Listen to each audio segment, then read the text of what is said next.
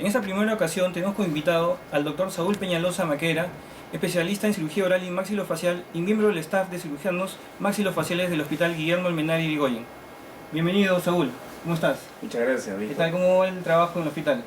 Bueno, ahí laborando permanentemente, gustoso de que me hayas invitado el día de hoy. Y bueno, para hablar acerca del tema por el cual es motivo de mi visita en esta tarde. Y bueno, dispuesto a todos ustedes para resolver el día de hoy. Claro, como sabemos, el doctor Saúl Peñalosa trabaja en un hospital nivel 4, donde recibe casos bastante complicados y también casos referidos de otros hospitales de menor nivel, ¿no? Donde en tu hospital pues sí o sí se tiene que resolver el problema, ¿no?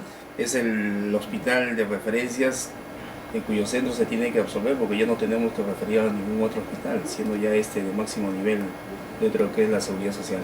Sí, pues, y hoy día vamos a tratar un tema importantísimo para la consulta privada y la consulta hospitalaria, ¿no?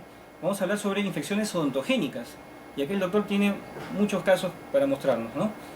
¿Cómo podemos definir, Saúl, estas infecciones odontogénicas?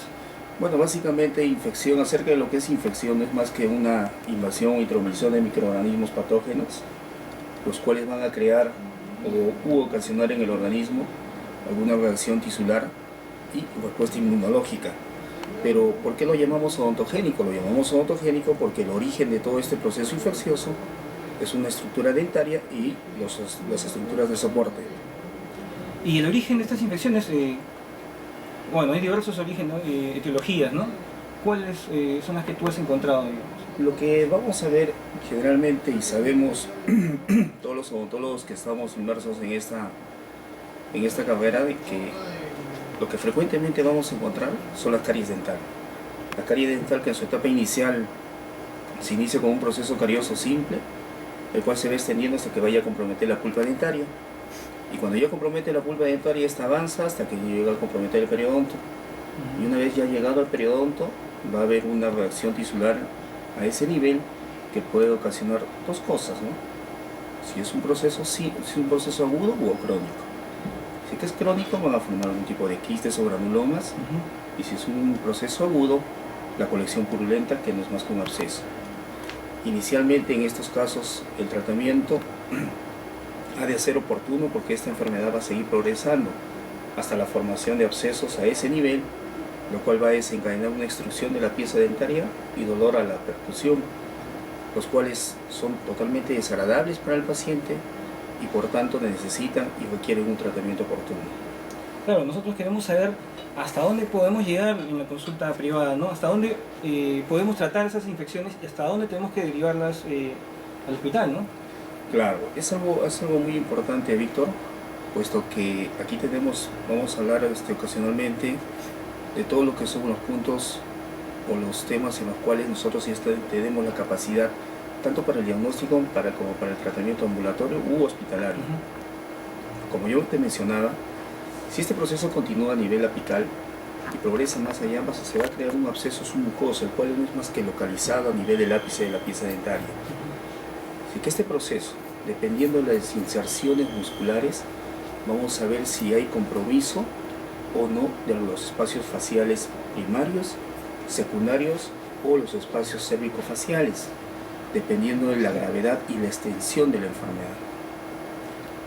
Si en nosotros, por ejemplo, la inserción muscular, en el caso de las piezas superiores, por ejemplo, si la diseminación de este proceso va por debajo de la inserción muscular, obviamente que el proceso va a ser mucho más tratable, puesto que solamente se va a concentrar la colección en la submucosa, que generalmente es la vestibular, y en algunos casos también la palatina. Hasta ese momento nosotros estamos en la capacidad ya como odontólogos para iniciar el tratamiento, el cual va a ser el drenaje, que ya les voy a explicar posteriormente, aunado a la medicación antibiótica. Y obviamente el tratamiento de la pieza dentaria involucrada. Claro, hay medicación antibiótica que nosotros podemos manejar y otras que ya solamente se manejan a nivel hospitalario, ¿no es cierto? Así es. ¿Y cómo digamos, el inicio y el curso de estas enfermedades? Inicialmente, como ya te mencioné, Víctor, parte de una lesión cariosa que cuando ya se extiende y compromete ya los espacios faciales, tanto primarios, porque inicialmente se dice primarios porque la localización es de primera intención en estos espacios, ¿no? Dentro del maxilar superior tenemos, por ejemplo, 3 espacios, que es el canino, el bucal y el infratemporal.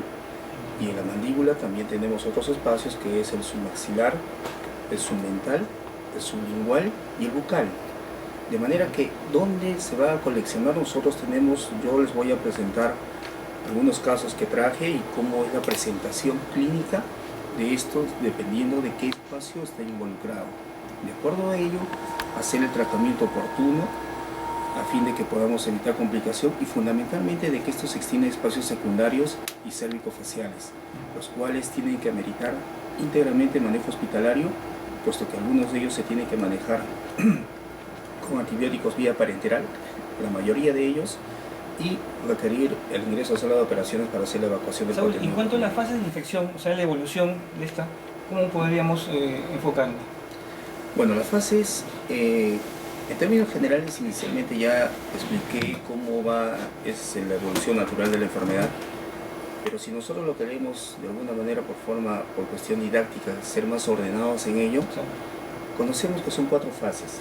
La primera de ellas, que es la fase dentaria, puesto que estamos hablando de infecciones odontogénicas, y no es más que la inoculación del microorganismo. ¿A través de dónde? A través de la pulpa dentaria. La caries dental va a originar este proceso.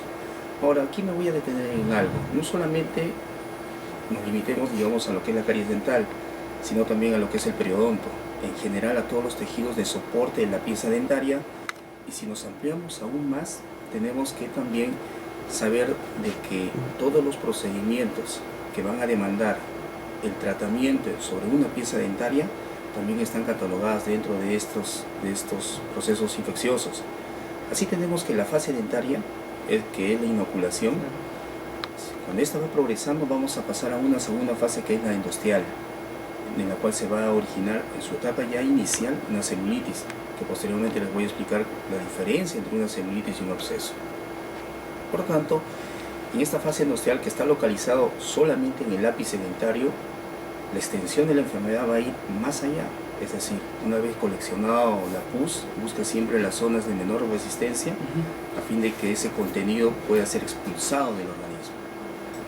Y es así que llegamos luego a un absceso subperióstico. Va más allá del ápice y se localiza por debajo del periósteo. Cuando esta membrana es vencida por esta colección, vamos a llegar, de acuerdo, como te mencioné inicialmente, Víctor, dependiendo de la inserción muscular, si es que esta va por debajo o por encima de ella, o va a ser un proceso absceso submucoso, si es que es intraoral la manifestación, es decir, por debajo de la mucosa, porque puede ser vestibular o palatina, como lo mencioné, o subcutáneo. Subcutáneo cuando ya va más allá cuando ya compromete los espacios primarios. Y hay que drenar por fuera incluso, ¿no? En esos casos sí tenemos que hacer un drenaje extraoral. Y muchas veces tenemos que, si bien es cierto, en una etapa inicial el tratamiento ha de ser oportuno, pero también vayamos a lo siguiente, que eso ya es inherente al paciente. Es inherente al paciente puesto que ellos acuden cuando ya se sienten agravados. Solamente en algunos casos de algunos pacientes que tienen mayor cuidado de su salud, es que acuden en las etapas iniciales, cuyo procedimiento, la evacuación de este contenido purulento submucoso, se puede hacer en consulta externa, lo puede hacer un odontólogo general, con un adecuado manejo, tanto del médico como quirúrgico, que consiste en la evacuación del contenido a través de una incisión y el tratamiento de la pieza dental involucrada. Claro, es muy importante educar al paciente. En el hospital también llegan casos ya cuando son agudos, ¿no? Entonces es bueno educar al paciente para que prevengan y lleguen a tiempo al consultorio dental. En cuanto a lo que es diagnóstico diferencial, ¿cómo podemos nosotros determinar qué es celulitis y abscesos, ¿no? ¿Cómo podemos determinar eso? Buena pregunta, Víctor. En etapas iniciales, todo proceso infeccioso se inicia con una celulitis. Tenemos inflamación del tejido celular. Cuando haya la inoculación de los microorganismos, entonces esto se va a traducir en todos los signos clásicos de lo que es una inflamación. Dolor, color, rubor, tumefacción, todo ello. Entonces eso va a hacer de que en esta fase celulítica, que generalmente son 2-3 días, que en algunos autores, para poder diferenciar una celulitis de un absceso y para, de acuerdo a ello, indicar el tratamiento adecuado según el antibiótico a escoger, se considera que por lo menos después de iniciar la enfermedad 3 días aproximadamente está en esa fase. Entonces, a partir del cuarto o quinto día ya estamos entrando a la fase que es absceso. En la fase celulítica nosotros vamos a tener una tumefacción difusa con todos los signos de la inflamación, con todos los signos de flebosis que ya conocemos y he mencionado. Y en esta etapa, pues el tratamiento es también el adecuado. Muchas veces solamente con la medicación antibiótica vamos a poderlo controlar.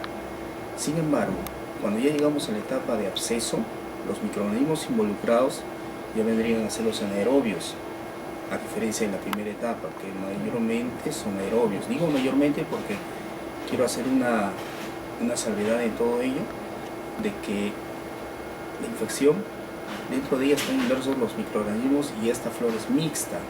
Entonces no vayamos a pensar de que solamente vamos a encontrar aerobios en la primera etapa y anaerobios en la segunda.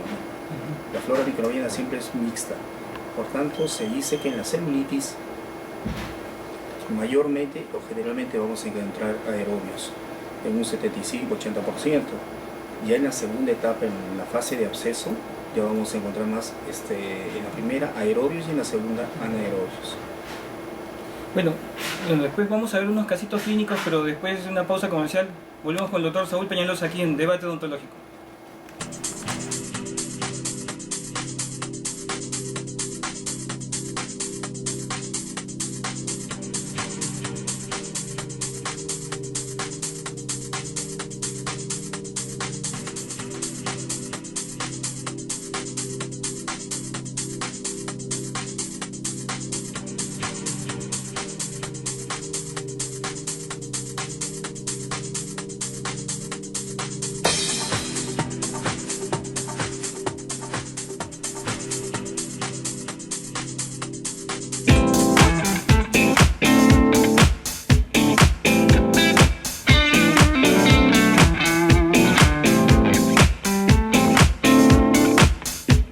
Estimados colegas, bienvenidos a TVCOP. Soy el Dr. Jimmy Ascanoa Olazo y los invitamos a seguirnos en nuestro programa semanal Paseando por la Biblioteca a través de TVCOP, el canal de la odontología. La dirección es www.tvcop.org.pe. En estos momentos nos encontramos en una biblioteca física. Esta biblioteca tiene muchas publicaciones, como por ejemplo libros. Aquí tenemos el libro Caries Dental, publicado por el doctor Gilberto Enostroza.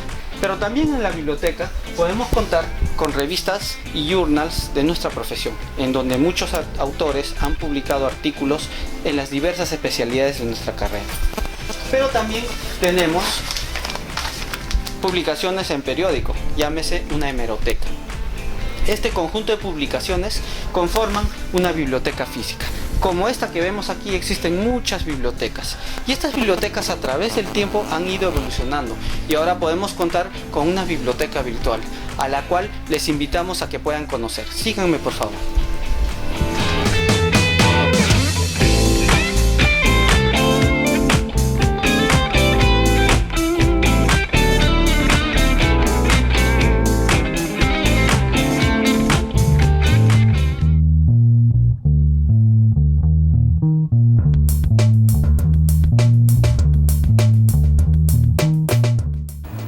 Hola, ¿qué tal? Soy el doctor Jesús Ochoa y y todos los miércoles a las 8 de la noche estaremos aquí en TVCOP, en tu casa o en tu consultorio. Miércoles a las 8 de la noche hablaremos de éxito en odontología con el doctor Jesús Ochoa. Todo lo que tú quieres saber de marketing, gestión, ventas, nuevas tendencias, nuevos equipos en odontología, porque tú también mereces ser exitoso. Y todos los miércoles aquí en TVCOP, éxito en odontología con Jesús Ochoa.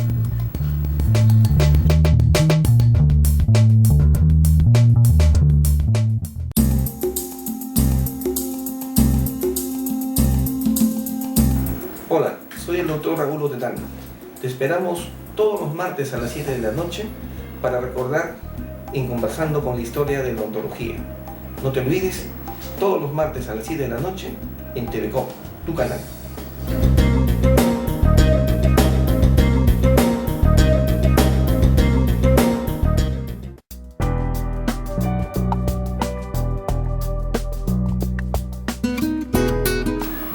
Hola, mi nombre es Rosario Loaiza, presidente de la Comisión de Salud Bucal del Colegio Odontológico del Perú.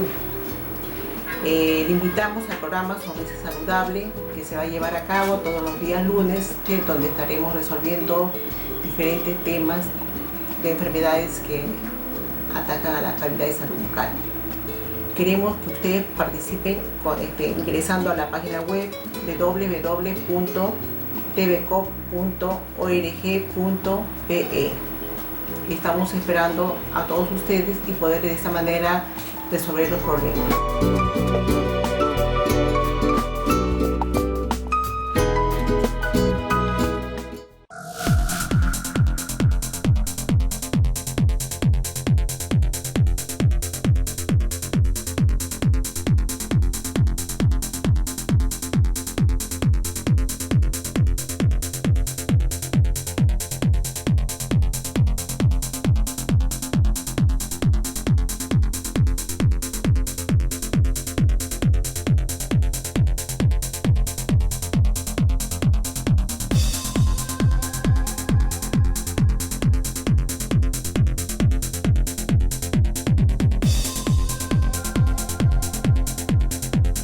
¿Qué tal, colegas? Soy Wilber Cosío Bolaño, cirujano dentista, y estaremos todos los viernes a las 7 de la noche en TVCOP Deportes, donde estaremos viendo temas de fútbol, básquet, voleibol. ¿Quieres escribirnos? ¿Tienes alguna actividad deportiva? Escríbenos a tvcop.com@gmail.com o ingresa a la página www.tvcop.org.pe. Tu participación es importante todos los viernes a las 7 de la noche. Volvemos con el doctor Saúl Peñalosa. Saúl, estábamos hablando sobre el diagnóstico diferencial. ¿Qué nos tienes para mostrarnos? Así es. En cuanto, básicamente, más que diagnóstico diferencial, Víctor, estaríamos hablando de las distintas formas de presentación de este proceso infeccioso, los cuales, si lo podemos nosotros en la diapositiva, ahí podemos evidenciar, por ejemplo, la diferencia clínica de lo que es una celulitis y un absceso. Como ya les he mencionado, una celulitis no es más que una inflamación del tejido celular subcutáneo, el cual no es delimitado, al contrario, los límites son difusos, tiene todos los signos propios de una inflamación. Y en esta etapa vuelvo a recalcar nuevamente que los gérmenes que mayormente van a predominar son los aerobios, fundamentalmente ¿cuáles? Los estreptococos. Por tanto, ya llegado a una etapa ya posterior a ella, vemos en la imagen de nuestro lado derecho lo que es ya una etapa de lo que es absceso, es decir, una localización o un contenido localizado de pus, en la cual vamos a encontrar ya microorganismos anaerobios.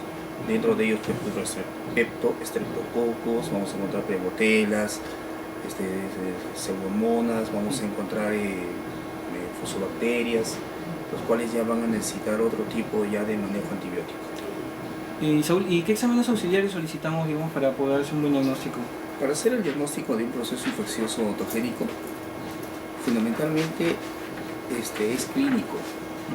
Clínico basado en la anamnesis, es decir, en el antecedente. Claro. Ya nosotros con ello podemos hacer el diagnóstico para poder determinar cuál es la pieza involucrada. Sin embargo, hay exámenes auxiliares que nos van a poder también ayudar. Las primeras de ellas son una radiografía, una ortopantografía o radiografía panorámica. Y si queremos tener mayor incidencia, si es la pieza dentaria de la cual estamos pensando, sospechando que es la involucrada en ello, lo podemos complementar con una radiografía periapical. Sin embargo, cuando ya nosotros tenemos un compromiso de los espacios, de una infección severa, donde hay un compromiso de los espacios ya secundarios, ya no va a ser suficiente una simple radiografía. Muchas veces tenemos que solicitar una tomografía computarizada. Y cuando ya tenemos una infección que no cede a la medicación, que en la tomografía no vamos a poder evidenciar la extensión o la presencia o no de algún tipo de colección purulenta, puesto que está comprometido los espacios cérvico-faciales, en un caso de una infección severa, probablemente también va a ser necesario la resonancia magnética. Pero ya vuelvo a mencionar que son casos severos. Ahora, hay un tema que también es cierto, el tema del costo. No todos tienen acceso a una tomografía. Entonces, una radiografía pienso que sí es accesible, una radiografía panorámica, en su defecto para poder ver la vía aérea en casos ya complicados, una radiografía cervical, ¿no? Tanto frontal y lateral de las vías aéreas. Ahora, también es importante, si no podemos tener a la mano o pedir una tomografía, podemos hacer uso de una ecografía, en la cual también podemos ver si es que vamos a encontrar algún tipo de contenido, un espacio en el cual pueda haber sugerente de que haya algún contenido purulento. Y en cuanto al manejo de los procesos incluidos en la consulta externa, ¿cómo afrontamos esos procesos? ¿Cómo manejamos? En consultorio externo, que ya estamos hablando de que nosotros tenemos que tener la capacidad suficiente como para poder determinar clínicamente. Okay, entonces, si de repente vamos a tener dudas de ahí, nos valemos de la radiografía panorámica o una periapical. Pero cuando ya tenemos ya el cuadro ya desencadenado, si tenemos ya la localización de este proceso, si está en fase celulítica, tenemos que de todas maneras cambiar el medio. ¿Cómo podemos cambiar el medio? Si sabemos que es una pieza de entrega involucrada, tendríamos que hacer la apertura cameral. Hacemos la apertura cameral y podemos hacer lavados con agua oxigenada diluida, que de alguna manera nos puede ayudar, o sencillamente con cloruro de sodio. Ese hecho únicamente ya nos está llevando a que estamos cambiando el medio, para que estos microorganismos no vayan progresando en ese proceso. Además, que ya estamos descongestionando, el cual va a dar confort al paciente. Excelente. Y bueno, estando en consultorio particular, podemos manejar esos procesos, pero también hay unos criterios que nos llevan a pensar que, bueno, esto no lo podemos manejar acá, esto se tiene que hospitalizar y lo derivamos al hospital. Así es, hay algunos criterios los cuales tenemos que tener bastante presentes, que son los que nos van a conllevar a decidir si este manejo lo voy a hacer en consulta ambulatoria o lo tengo que llevar o referir para que pueda ser manejado hospitalizado. ¿Cuáles son esos criterios? Hay criterios importantes que tenemos que saber. Dentro de ellos, por ejemplo, el hecho de que una infección esté progresando rápidamente. Tenemos que sospechar que hay un organismo o el paciente su sistema defensivo puede estar deprimido. Segundo, si ya tiene una alza térmica de 38 grados centígrados, si tiene trismus, es decir, una limitación a la apertura bucal de hasta 1 centímetro, si mandamos un hemograma, que todos estamos capacitados para hacer una orden para que sea un hemograma completo, si tenemos una leucocitosis mayor a 12.000, 15.000, por tanto, tenemos que ya pensar que estamos frente a un caso ya moderado, severo. Si a ello aunamos de que es un paciente inmunodeprimido o que sencillamente no está haciendo el tratamiento el adecuado o no se está controlando la infección con la medicación, por más buena que se haya indicado, pero que por vía oral no lo podemos manejar adecuadamente, estos tienen que ser administrados en forma parenteral. Y en forma parenteral, para un mejor control, para una buena hidratación, tenemos que nosotros ya derivar para que este pueda ser manejado en forma hospitalaria. Hablando de inmunodepresión, hay muchas enfermedades sistémicas crónicas que influyen en estas patologías, ¿no? Sí, es verdad, la que más conocemos es la diabetes. La diabetes es casos en los cuales, por ejemplo, esos pacientes, y más aún si no están controlados, obviamente su sistema defensivo está minimizado, está disminuido. Por tanto, siempre en nuestros exámenes auxiliares, dentro de ellos las órdenes de laboratorio que tenemos que dar, además del hemograma y la glicemia. Posteriormente también tenemos que saber, no solamente es la inmunodepresión debido a una enfermedad sistémica, pueden ser pacientes que tengan una enfermedad autoinmune, que estén con tratamiento con corticoides, pueden ser algunos pacientes que estén siendo irradiados, algunos pacientes cuyo sistema inmunológico está siendo deprimido. Hay enfermedades también que nos condicionan al tratamiento, a la medicación, porque la eliminación de estos fármacos es por vía renal o vía hepática, entonces a veces tenemos que tener bastante cuidado en qué vamos a recetar, en qué vamos a medicar, ¿no? Así es, tenemos que saber obviamente cómo está el funcionamiento hepático, cómo está el funcionamiento renal, saber las vías de excreción, las vías de metabolismo de todos estos fármacos. No es el hecho solamente de indicar y esto lo manejamos adecuadamente en un paciente hospitalizado. En forma ambulatoria no vamos a poder controlar ello, no estamos haciendo los controles auxiliares adecuados. Tenemos que monitorizar constantemente cómo está su balance hidroelectrolítico. Tenemos que ver cómo está progresando la infección, en base a qué, en base a constantes estudios hematológicos, saber cómo está progresando el hemograma en relación a la medicación que le estamos dando, saber si está respondiendo o no el paciente. Eso no lo vamos a poder manejar en forma ambulatoria.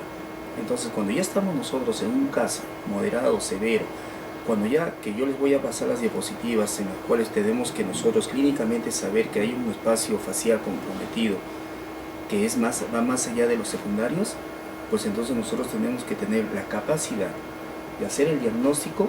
Si bien es cierto, como vuelvo a mencionar, no podemos hacerlo en forma ambulatoria, tenemos la capacidad de hacer el diagnóstico y derivar al paciente para que dentro de un ambiente hospitalario, bajo hospitalización, este paciente tenga que ser controlado adecuadamente.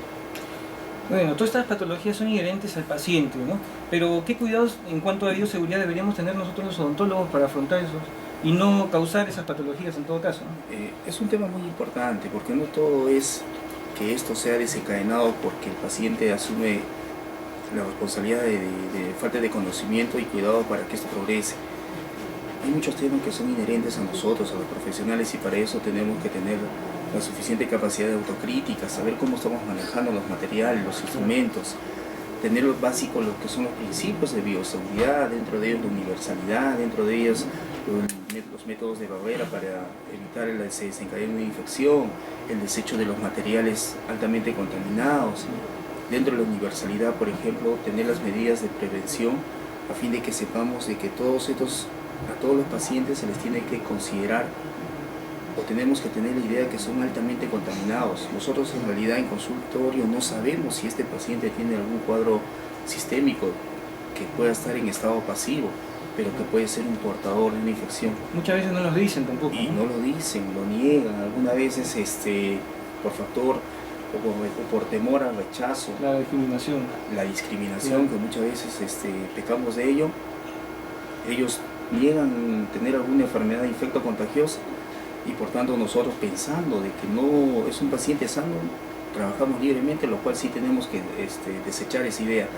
Por eso vuelvo a mencionar, Víctor, cuando hablemos del principio de universalidad, que está dentro de lo que es bioseguridad, ahí tenemos que considerar a todo paciente y todo material o fluidos altamente contaminados para que podamos tener la suficiente capacidad de usar materiales o insumos de barrera, los guantes, las mascarillas, tener la suficiente capacidad para poder manejar los desechos, los insumos, y está de más decir que todos los materiales, los instrumentos que nosotros usamos, ni bien haya contacto con fluidos, considerar de que están altamente contaminados. Claro, no es porque este paciente es código blanco, recién me voy a cuidar o voy a poner más cuidado, no, a todos por igual. A todos por igual, ese es el principio, y gracias por decirlo, Víctor, es algo que se me estaba yendo. A todos, sin excepción, se les tiene que considerar altamente contaminados, o sea, a todos por igual, todos están inmersos dentro de ello. Si nosotros no tomamos conciencia de lo que son las medidas de bioseguridad, lo que tenemos el concepto claro de lo que es desinfección, de lo que es antisepsia, de cómo voy a manejar mi campo quirúrgico, los cuidados que debo de tener con el paciente, tengan la plena seguridad, y más aún si desconozco de ellos, tengan la plena seguridad que vamos a ocasionar una infección. Y esta infección no va a ser inherente al paciente, es sinceramente ya lo relativo al profesional. Que estoy consciente ahora de que todos los materiales que usamos en odontología, bueno, la mayoría de ellos son descartables, a diferencia que, antiguamente usaban insumos o materiales que se esterilizaban y por tanto perdían su propiedad de resistencia. Antes hacían campañas, ¿te acuerdas? Hacían Con campañas sablón nomás. con sablón, y sobre eso se tenía que hacer, continuar con los procedimientos. Sí, pues. Hoy en día no, hoy en día tenemos que tomar conciencia de ello. Claro. Muy bien, Saúl. Bueno, vamos a ver los casos clínicos que nos has traído, pero después de esta pausa, volvemos en debate odontológico.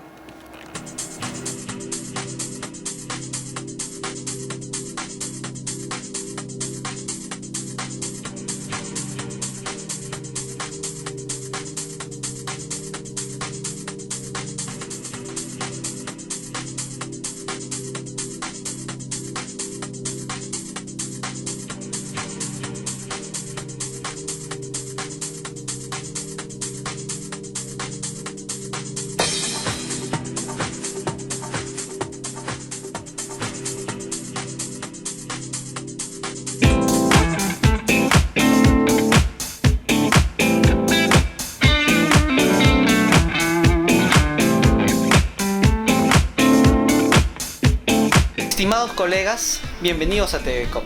Soy el Dr. Jimmy Ascanoa Olazo y los invitamos a seguirnos en nuestro programa semanal Paseando por la Biblioteca a través de TVCOP, el canal de la odontología. La dirección es www.tvcop.org.pe. En estos momentos nos encontramos en una biblioteca física. Esta biblioteca tiene muchas publicaciones, como por ejemplo libros. Aquí tenemos el libro Caries Dental, publicada por el doctor Gilberto Enostroza. Pero también en la biblioteca podemos contar con revistas y journals de nuestra profesión, en donde muchos autores han publicado artículos en las diversas especialidades de nuestra carrera. Pero también tenemos publicaciones en periódico, llámese una hemeroteca. Este conjunto de publicaciones conforman una biblioteca física. Como esta que vemos aquí, existen muchas bibliotecas y estas bibliotecas a través del tiempo han ido evolucionando y ahora podemos contar con una biblioteca virtual a la cual les invitamos a que puedan conocer. Síganme por favor.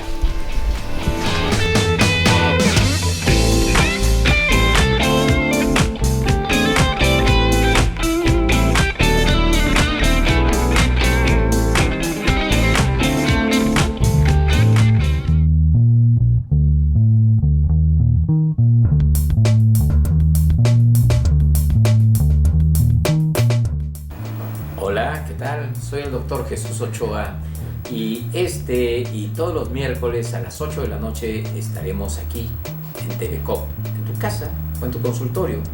Miércoles a las 8 de la noche hablaremos de éxito en odontología con el doctor Jesús Ochoa. Todo lo que tú quieres saber de marketing, gestión, ventas, nuevas tendencias, nuevos equipos en odontología, porque tú también mereces ser exitoso. Y todos los miércoles aquí en TVCOP, éxito en odontología con Jesús Ochoa.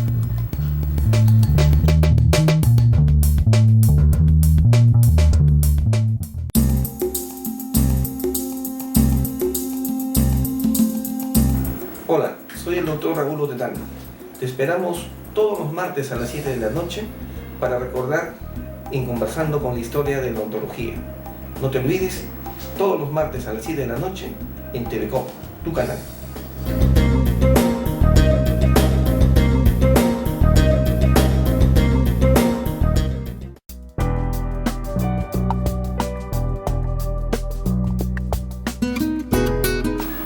Hola, mi nombre es Rosario Loaiza, presidenta de la Comisión de Salud Bucal del Colegio Odontológico del Perú. Le invitamos al programa Sonrisa Saludable que se va a llevar a cabo todos los días lunes, donde estaremos resolviendo diferentes temas de enfermedades que atacan a la calidad de salud bucal. Queremos que ustedes participen ingresando a la página web www.tvcop.org.pe. Estamos esperando a todos ustedes y poder de esa manera resolver los problemas.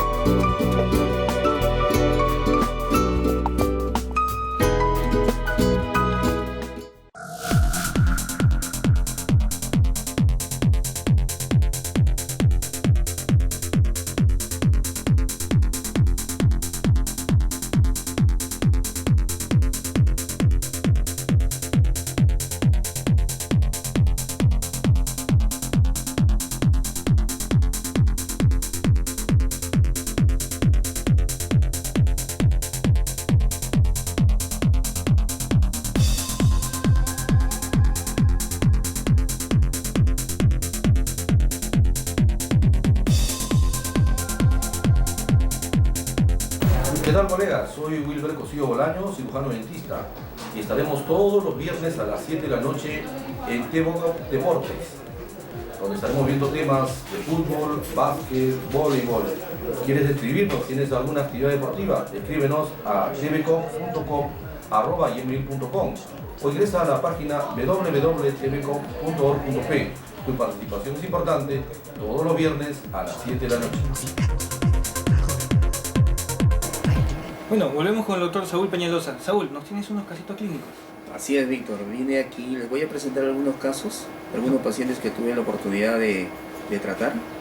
Aquí, por ejemplo, en esta primera diapositiva vamos a ver a un paciente masculino de 30 años de edad que tenía una tumefacción facial, comprometía tanto el espacio submaxilar como el espacio bucal del lado derecho. El antecedente era que le habían hecho un tratamiento odontológico en consulta privada, exactamente una extracción de una molar inferior. Y nosotros podemos ver que tiene en la imagen del lado derecho una limitación a la apertura bucal. Tiene una apertura de 8 milímetros y tenía una alza térmica de 38 grados centígrados. Por tanto, y este caso como que la infección estaba progresando rápidamente y él tenía criterios básicos para que pueda ser manejado hospitalariamente. En esta segunda diapositiva vamos a seguir pasando qué es lo que hemos hecho, cómo hemos manejado este caso. Vemos ahí que siempre, cuando ya yo les mencionaba de lo que es bioseguridad, vamos a ver que tenemos que hacer asepsia y antisepsia del campo donde vamos a intervenir. Si bien es cierto, ya tenemos un ambiente altamente contaminado, lo que menos tenemos que hacer es que vayamos a corroborar aún más con los microorganismos que puedan estar en la piel. Por eso hacemos todas estas medidas de bioseguridad, hacemos una limpieza con antiséptico en la zona donde vamos a trabajar y vamos a ver que hay una evacuación de contenido purulento en esta tercera diapositiva, en la cual se ve que hay evacuación de contenido de pus. Posteriormente hemos hecho ya el drenaje extraoral y vemos cómo en este caso hay compromiso incluso de la órbita de los párpados, es decir, una infección periorbitaria. La extensión de la infección ha ido por los tejidos blandos y por tanto se va expandiendo. En este otro caso ya se ve que ya está en proceso de resolución y vemos ya un paciente posteriormente que ya ha mejorado tanto su apertura bucal y su apariencia facial. En este otro caso tenemos a un varón de 39 años en el que vemos una tumefacción submaxilar, también del lado derecho, tiene una limitación a la apertura bucal. Vemos en la radiografía panorámica el antecedente de una extracción dentaria, un segundo molar, vemos ahí una tercera incluso impactada. Pero ¿qué ha desencadenado ello? Lo que sí tenemos que determinar, básicamente, si en este caso no sabemos cómo ha sido manejado el procedimiento de la extracción, si no lo han hecho probablemente con medidas de bioseguridad o al momento de hacer el procedimiento ya había un proceso infeccioso localizado. Y si fue así, el cual no fue tratado y por tanto ha desencadenado que este cuadro empeore. Ahora, pero en estos casos, si es que no ha sido medicado previamente y se ha llevado a una concentración del antibiótico plasmático a una cantidad elevada como para poder controlar la diseminación, es que ha podido conllevar a este cuadro. Vemos ahí en estas tomas tanto laterales como es circunscrito al espacio submaxilar del lado derecho y posteriormente hacemos ya previa asepsia y antisepsia del campo, hacemos la incisión, el cual siempre ha de ser por 2 centímetros debajo del borde inferior de la mandíbula. Exploramos los espacios comprometidos, el espacio submaxilar. Muchas veces también está comprometido el pterigo maxilar o el submaceterino. Por tanto, al momento de hacer la evacuación o hacer la exploración, vamos a tener que explorar esos espacios. Vemos asimismo cómo va evacuando ese contenido purulento y posteriormente hemático. Y finalmente vamos colocando los drenes que van a servir para que pueda continuar la evacuación de este contenido y no se pueda cerrar la herida. Saúl, muchos de estos casos provienen de la consulta particular, ¿no? Post-exodoncia, ¿no? ¿Cuánto daño podemos hacer si no tenemos las medidas de bioseguridad necesarias para tratar estas patologías, ¿no? Para hacer estas exodoncias, mejor dicho. Es cierto, Víctor. Como vemos, los casos que yo estoy presentando son pacientes que fueron tratados en consulta privada. Estoy convencido de que había un factor, porque hemos descartado que había un factor inmunológico. Por tanto, nos atrevemos a pensar que en consulta privada o en consulta ambulatoria probablemente no haya sido bien manejado en cuanto a las medidas de bioseguridad que hayan podido desencadenar ello. Ahora, puede ser por un lado o puede ser por el otro lado el factor de cuidado post extracción del paciente. A veces nosotros les damos las indicaciones y ellos no siguen ello.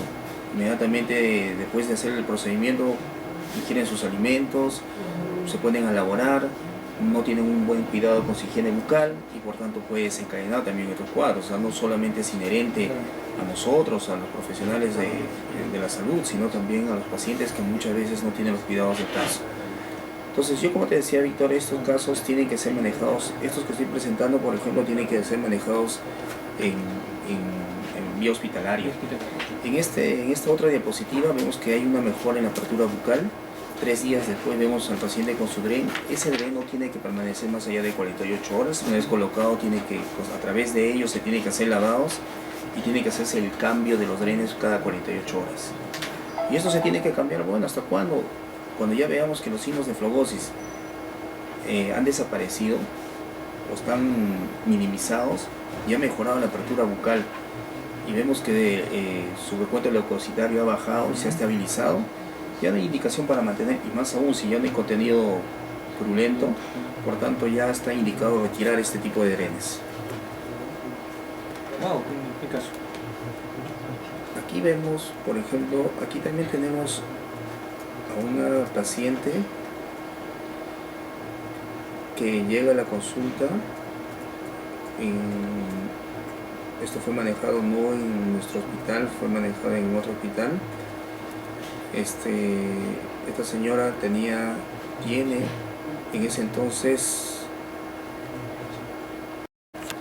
En esta siguiente diapositiva vamos a ver a una paciente femenino de 48 años de edad que viene con este cuadro, como pueden ustedes ver en la imagen.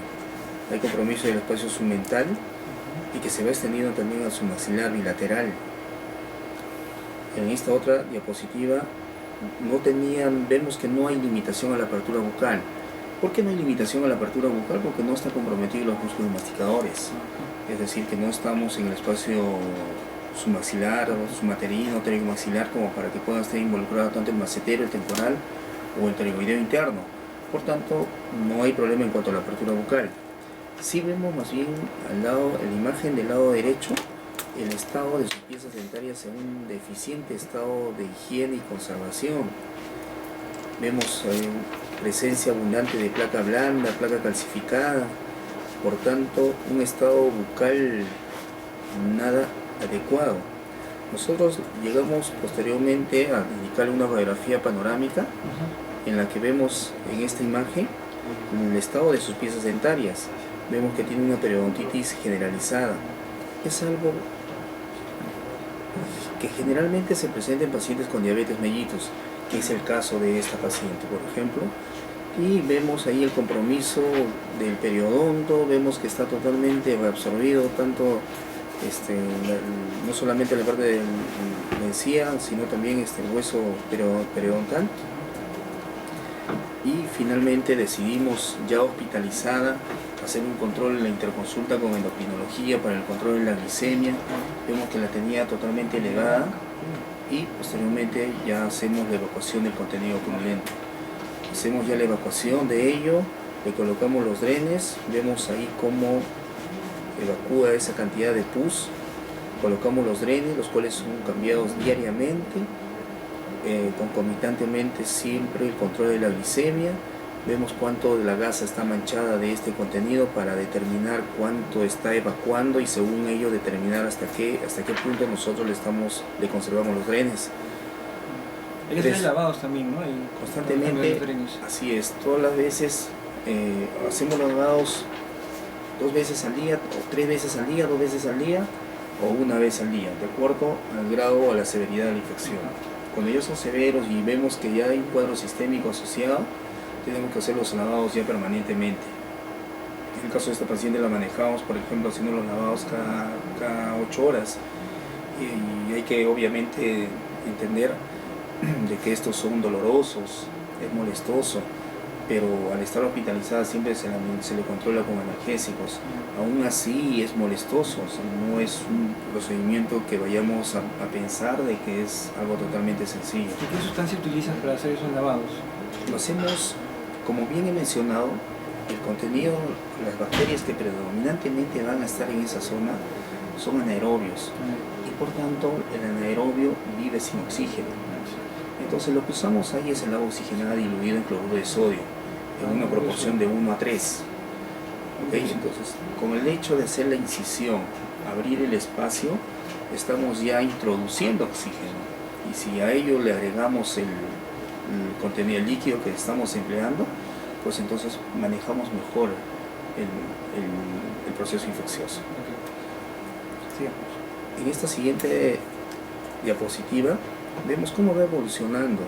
Vemos que ya los signos de flogosis han cesado. Vemos ahí la herida abierta. Ahora muchos siempre me han preguntado si esa herida la vamos a dejar así abierta. Esto termina cicatrizando por segunda intención. Se cicatriza por segunda intención y por tanto convencidos de que ya no hay ningún contenido, ningún microorganismo que esté desencadenando un daño tisular,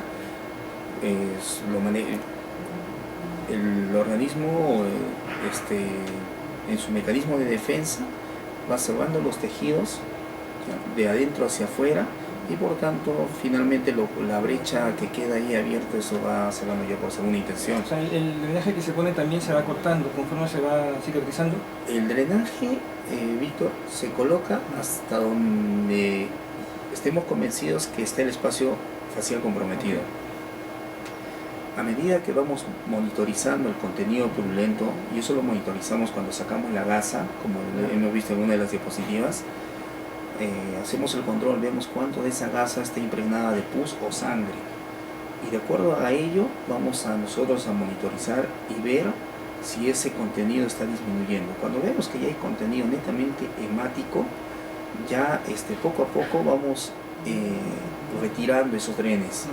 ¿Ya? Finalmente ya lo sacamos en su totalidad. Cuando vemos que ya no está mojando, todo el dren lo retiramos. Sí. Entonces, a veces cuando hacemos el recambio, obviamente ya no lo introducimos desde la parte profunda, sino hasta donde vamos a determinar que haya esa colección. Y en esta última diapositiva es un cuadro comparativo en la cual vemos cómo llega el paciente y cómo finalmente termina, ¿no? Entonces, lo ideal es un manejo adecuado, con los antibióticos adecuados, y obviamente estos casos son manejados en forma hospitalaria. En cuanto, Saúl, en cuanto a la terapéutica de estos casos, hay manejo lo que es, en cuanto a lo que es medicación y manejo quirúrgico. Saúl, en cuanto a la terapéutica, sabemos que es abordada de manera médica y quirúrgica. ¿Cómo abordamos la parte médica? Es verdad, la medicación. En cuanto a la medicación, que yo pienso que es algo que creo que la mayoría está a la expectativa de ello. Sí. Nosotros hoy en día tenemos un sinnúmero de antibióticos que van a controlar las infecciones, pero lo que tenemos que saber no es escoger el más caro, sino lo que tenemos que saber es cuáles son aquellos que van a afectar o van a controlar a esas bacterias que están involucradas. Pero para eso tenemos que saber cuáles son las bacterias que vamos a encontrar de acuerdo a la etapa, si está en fase celulitis o absceso. En la primera etapa, que es la fase celulitis, vamos a encontrar predominantemente bacterias aerobias.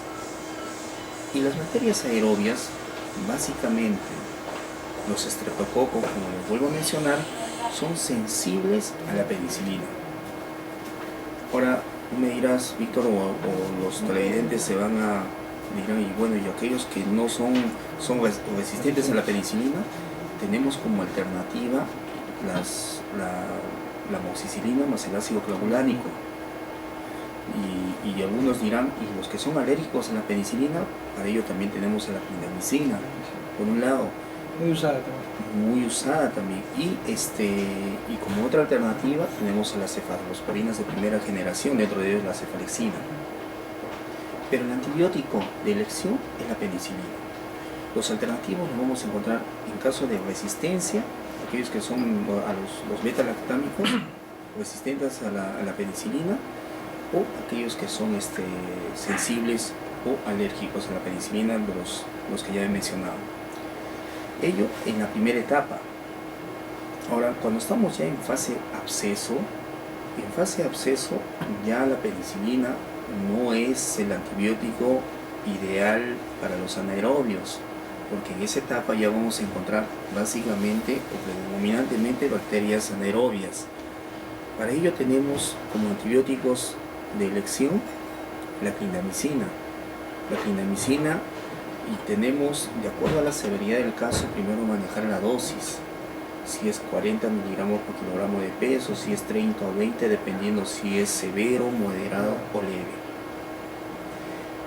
Como alternos a la clindamicina, también podemos, porque, ojo que tengo que mencionar algo, hay pacientes que hacen colitis pseudomembranosa, el cual se manifiesta en cuadros diarreicos porque hacen la clindamicina, les provoca ese cuadro. Clindamicina, sí. No sé si eso ha podido suceder, claro, Víctor. Eso común, sí. es algo común. Entonces tenemos una alternativa que es la penicilina más metronidazol. Entonces ese antibiótico también es alterno porque el metronidazol básicamente para los anaerobios y la penicilina cubre parte de los estreptococos también involucrados. Algo que no es muy conocido, el metronidazol es muy bueno para esos casos, ¿no? Es muy bueno. La gente no conoce mucho sobre metronidazol, solamente lo que es penicilina, clindamicina, pero metronidazol es una buena combinación con penicilina, es muy bueno. Saúl, nosotros que trabajamos en centros hospitalarios a veces hay carencias, ¿no? A veces no existe tal antibiótico, hay carencias de medicamentos, de insumos. Entonces nosotros tenemos que tener esos conocimientos básicos de estos antibióticos, de estas terapias, para poder saber combinar, ¿no? No hay tal medicación, entonces podemos utilizar la otra alternativa, ¿no? Así es. Es básico, ¿no? O sea, casi conocer eso. Es básico, básicamente es verdad, Víctor, porque los que tenemos o estamos, tanto tú y yo, que estamos en una institución, bueno, valga la verdad, nuestra institución en comparación a las otras es la que creo que está mejor abastecida, Bueno. aunque tiene algunas deficiencias, Temporada, pero ¿no? al menos sí, tenemos algunas cosas que son buenas, pero con ciertas deficiencias. Bueno, dentro de ello tenemos los alternos, ¿no? Como he mencionado. Si no tenemos clindamicina, pues tenemos una penicilina, una amoxicilina con el metronidazol. Claro. Podemos hacer una combinación, ¿ya? Porque hay que saber muy bien de que estos microorganismos son mixtos. Ahora, cuando dependiendo, tenemos que saber si una infección es leve, moderada o severa. ¿Cuándo es tal? Es leve, obviamente, si solamente está localizado en una infección o un absceso submucoso. Pasa a ser moderado o severo dependiendo del espacio facial comprometido, si es el espacio primario, si es el espacio secundario, si es el cérvico facial, ya estamos frente a una infección severa. Y ahí el manejo antibiótico es parenteral. En cuanto al manejo quirúrgico, Saúl, Víctor, antes que pasemos al manejo quirúrgico, quiero mencionarte lo siguiente. Los antibióticos que yo les he mencionado es el manejo empírico. El manejo empírico, ¿por qué? Porque lo ideal es hacer un cultivo y antibiograma. Pero hasta que me salga el resultado del cultivo y el antibiograma, el paciente no va a estar protegido. Por tanto, el manejo que se hace inicialmente es empírico. Y de acuerdo a estudios, ¿y en qué me baso? De acuerdo a los estudios de susceptibilidad, de acuerdo a los perfiles, a epidemiología, de cuáles son los gérmenes mayormente encontrados en estos casos, es que se escogen este tipo de antibióticos. Por tanto, tengo yo que, como estoy en esa fase empírica, tengo que estar determinando si el paciente está viendo mejoría o no.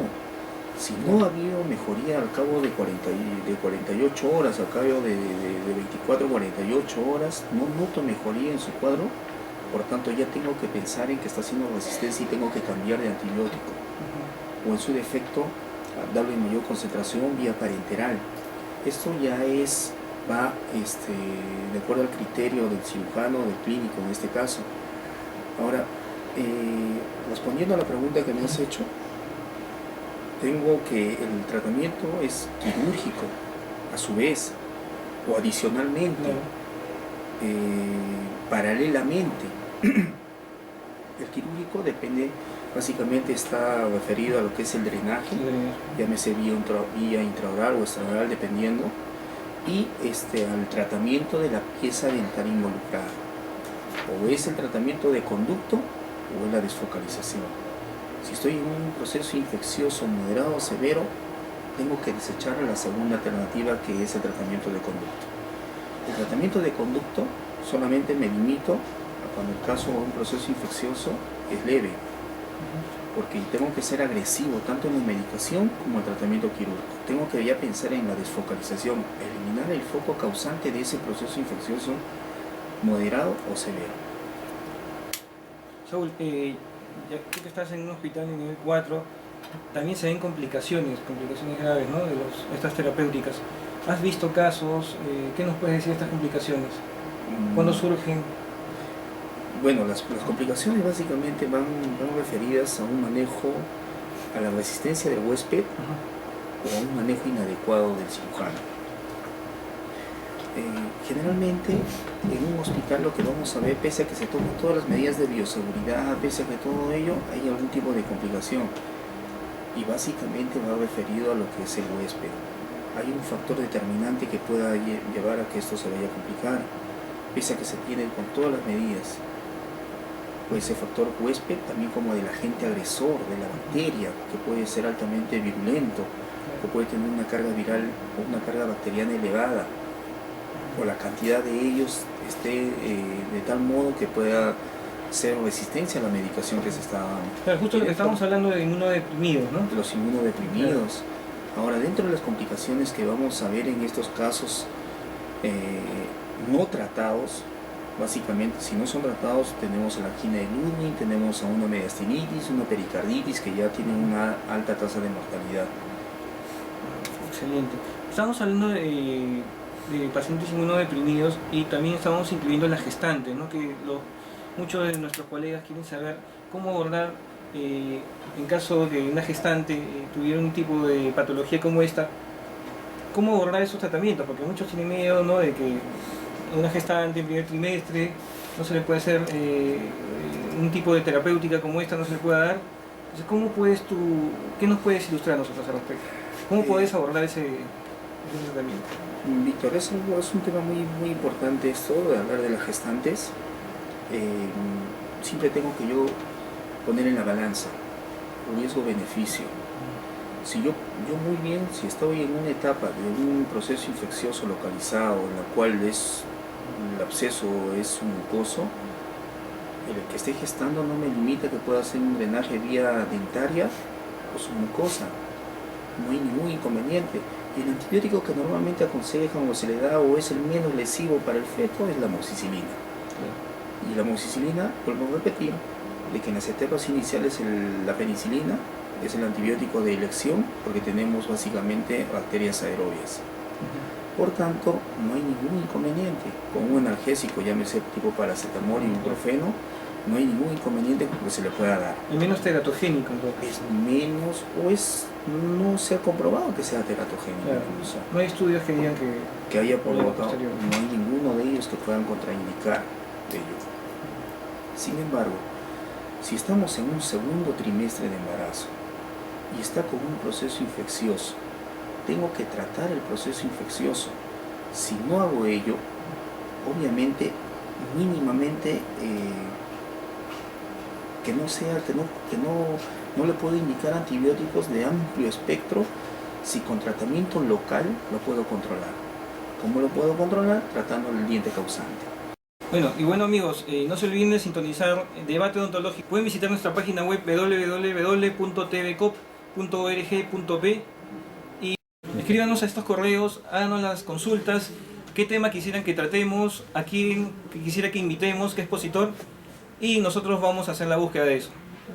Bueno, muchas gracias amigos, nos vemos hasta el próximo martes en Debate Odontológico.